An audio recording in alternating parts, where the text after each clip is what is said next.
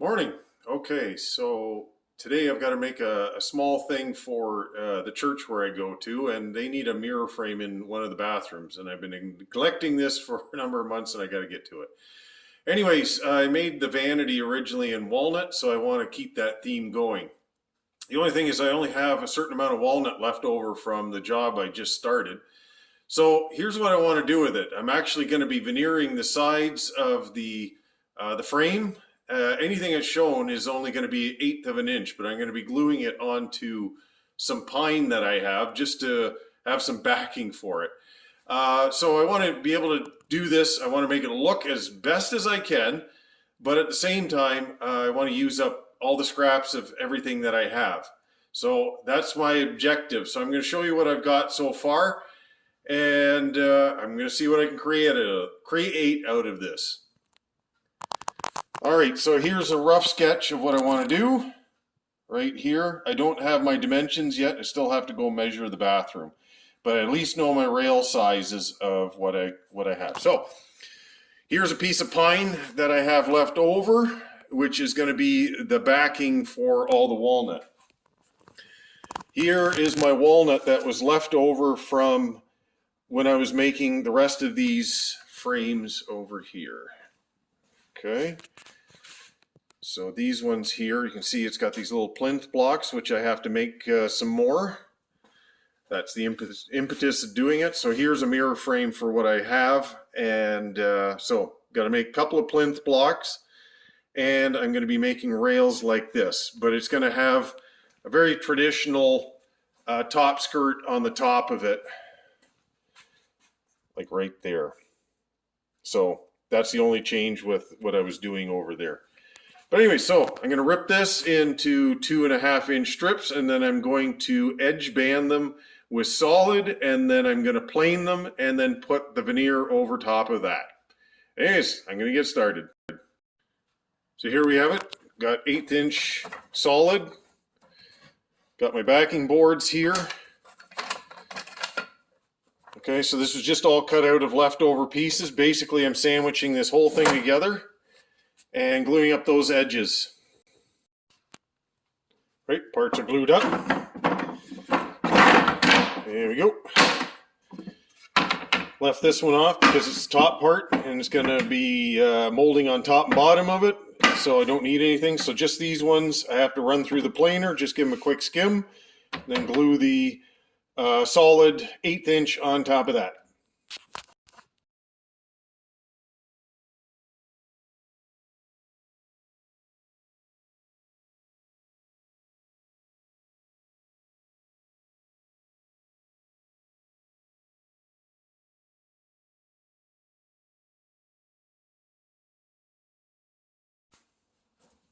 Next part, you just got to put a little bit of glue on it.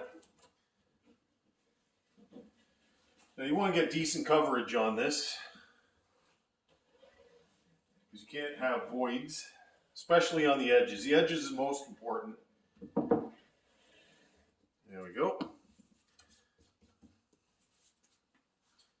And the other thing is you don't want to pound it either, where you have glue squeezing out all over the place. So it's finding that balance in between. There we go. Yeah, I guess I should use a roller. I don't want to.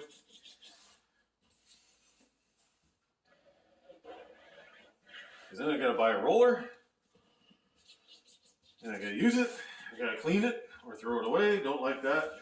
My finger's connected, so I guess I can use it. Here we go. Make sure you get it all on. Oh yeah. You'll see the wood start to change color once you get enough of this on there. Good. Excellent.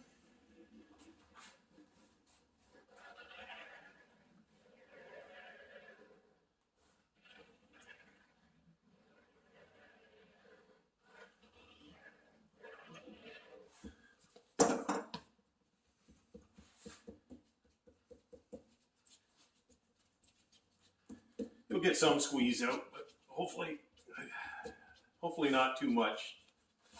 So this was just some leftover plywood that I had. I was going to use some of the solid, but I didn't really like the condition of it, so I only kept the best parts of it for the two the top piece and the bottom. But the sides here are just made out of smoked plywood, and that should work just fine. There we go. And here's the thing, when you're gluing this up, I'm going to glue this for probably about 20 minutes, and then I'm going to take it apart. Just means that, like, if I happen to have gotten a little bit of glue on one side or the other, it gives me a chance to be able to separate it. And I'm just going to separate it, clean it, and then put it back into the clamps again to finish it out. But typically, if I'm doing something like this, I'd like to at least have it in the clamps for about an hour so that everything sets up proper. But the thing is, yeah, you could put craft paper in between here, or even some kind of paper or plastic. 6mm poly would actually be probably the best. But like I said, what I'm doing here is I'm going to put the glue on, clamp it up. I'm trying to work as quickly as I can with this. Put that side.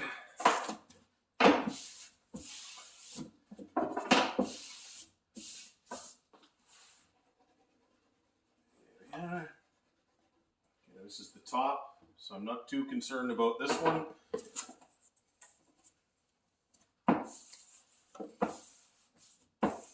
There we are.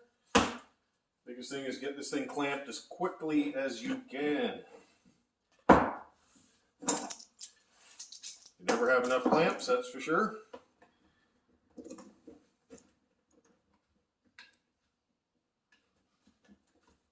Okay, down.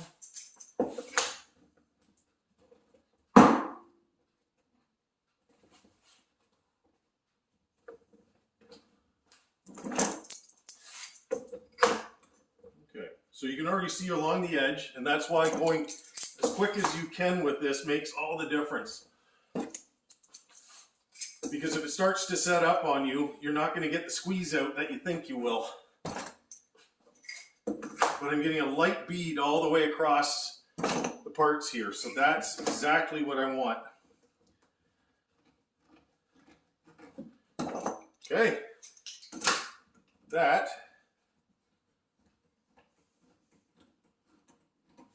there we go. Oh. This clamp is slipping. Okay. Yep, looks good all the way down it. Okay, 20 minutes, loosen it off, shift it, and then put it back in. All right, so the question is going to be, how wide do you make this bottom? Because I got to have a bottom that goes in between these two pieces right here. And so there's end grain that's on the bottom here that's shown, and then you have this full length that's across here. So how long do you make this piece here?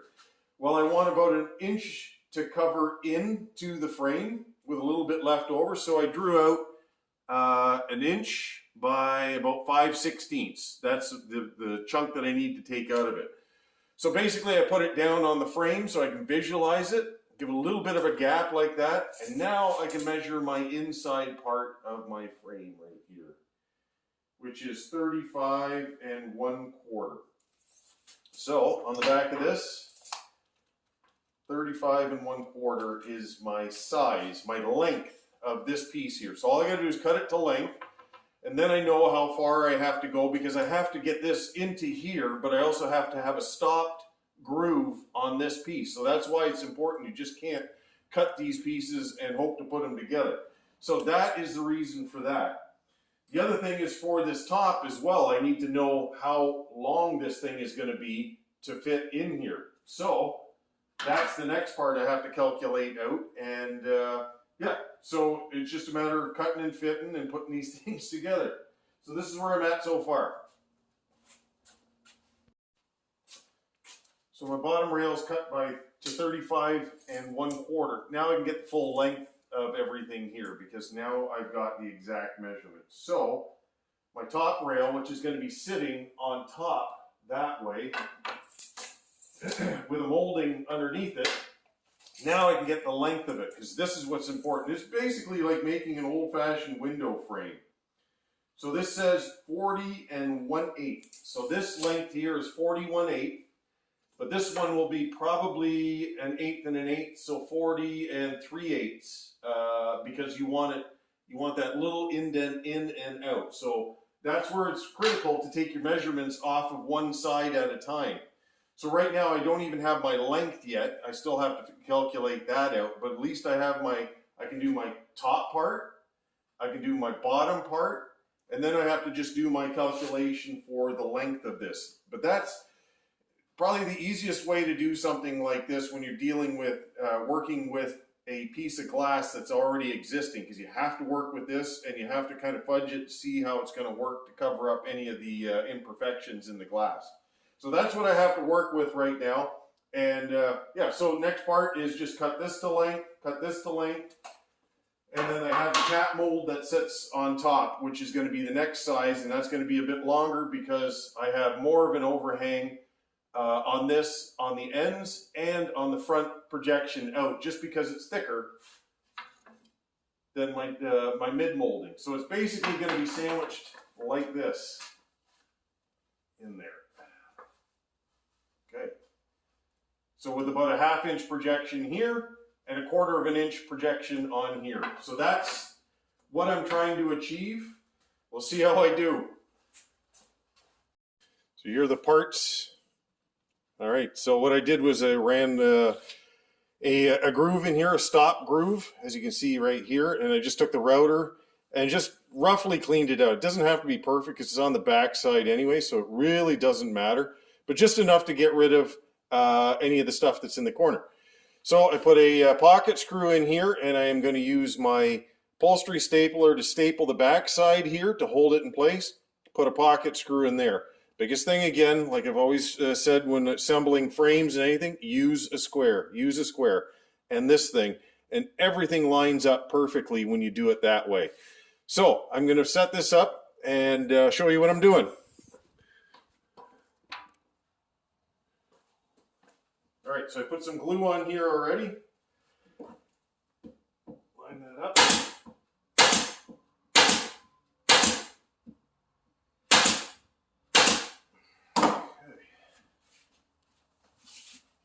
I'm just going to peg everything right now with the 23 gauge stapler there.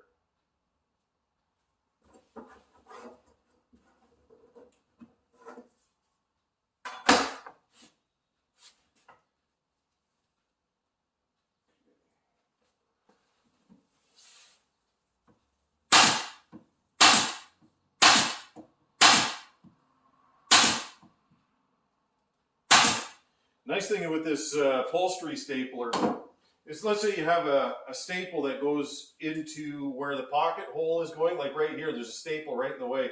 These things just move right out of the way. It's perfect. Perfect. Oh, okay, so I still need some screws. Got my drill. Okay, let me grab some screws.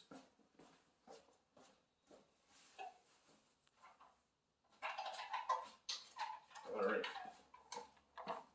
Pocket screws.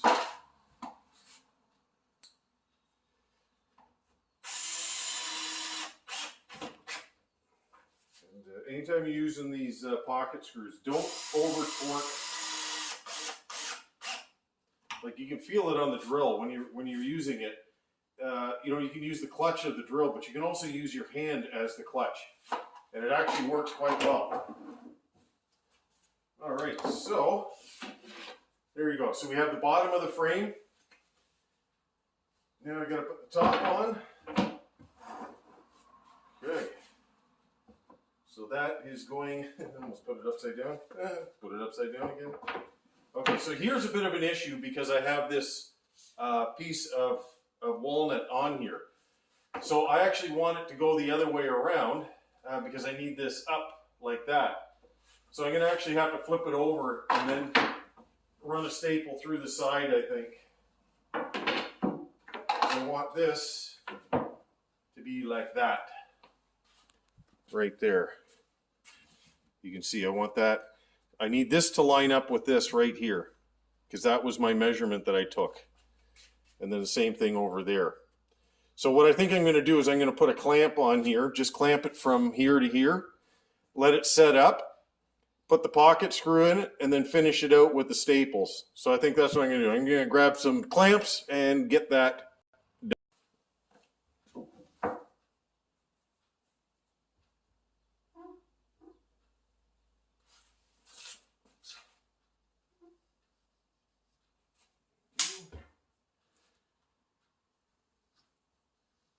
Keep the squeeze out to a minimum.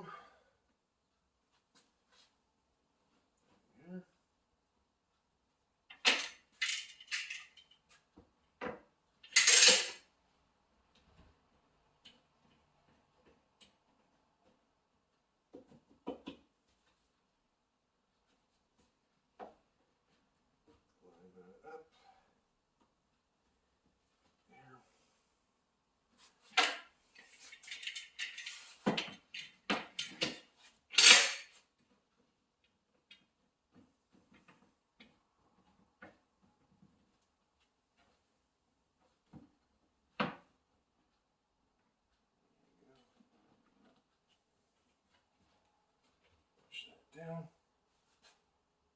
Okay.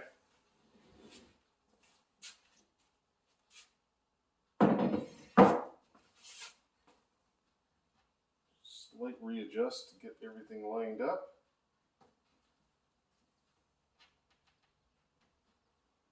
In there. Oh yeah, that's looking good. Okay.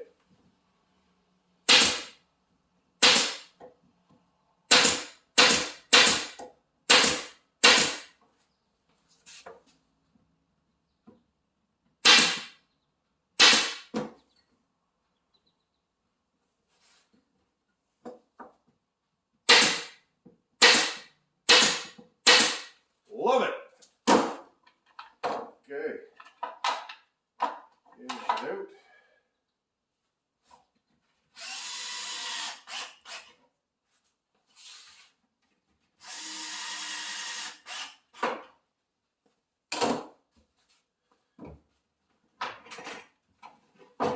There we have it. Now we just got to put the top molding on, let this thing set up and dry, and then finish sanded it. I finish sanded this, finish sanded that, and finish sanded all the way to here. So then all I have to do is just that and the top molding, and it's done. And also the inside of this frame is also sanded as well. It just keeps it a little bit easier when it comes to the final sanding, that you don't have to get into inside corners, because that's always a bit of work. All right, so the last part is the molding. I'll clean up, got a little bit of glue squeeze out there, so I have to get that off. And yeah, and then just to finish sand and into the booth. So here's the cap molding that goes on the top of this. So by the time it's done, it's going to look like that. So it's kind of a very traditional looking trim of houses used to be done like this. And the rest of the trim in the church is this way, so I want to keep it looking kind of similar to it, because that's what I did with the doorways and everything else. So yeah, I have a 1/2 inch projection going out this way, 1/2 inch projection going out that way. So I marked a line on the back here, right there. Okay, so that is a 1/2 inch of projection out, and I pre-sanded the inside. So all I got to do is run the glue, put it to my line, and then fire nails into it. Okay. If this was a shown side, meaning it was on a side that you're looking at, I'd be clamping it. But in this case, it's on the top. It's not seen, so it doesn't really matter. That's where you always have to make these decisions on things that you're making. How much of it's actually being shown or seen or whatever. Because this thing is going to be at about roughly about that height right there. So you don't actually know, it's going to be a little bit higher because it has to be above the faucet. So right about there. So even me at 6'2", I can't even see the top of it. So some of those things don't need to actually be filled in at all. So that thing can dry, and yep, and then into the booth. Now the only other thing was, because I never veneered the ends here or capped them or did anything, I'm just going to put a bit of stain on these ends just to get some color into it, and that's all. Same thing. It's down at the bottom. You'd only see it if you're looking up at it. So this thing is complete, made out of leftovers. Cost to this, $0, because everything was made of leftovers, including the mirror, which was from somebody's house, and they brought it in, and I figured, let's use it. So I'm pretty happy with the way that turned out. Total time to make, with the finishing, I'm going to say probably 3 hours by the time start to finish on this thing. But anyways, it's a gift to the church. Here we have it. This thing's complete. So like I said, about 3.5 hours to get it all put back together. But I thought it was kind of nice. It has this, kind of etching in the glass. This piece of glass here, this mirror, oh, it's probably over 100 years old, just by how it was encased into the frame that it originally had. So here we go. There it is, made basically out of scraps, leftover, and homemade veneer.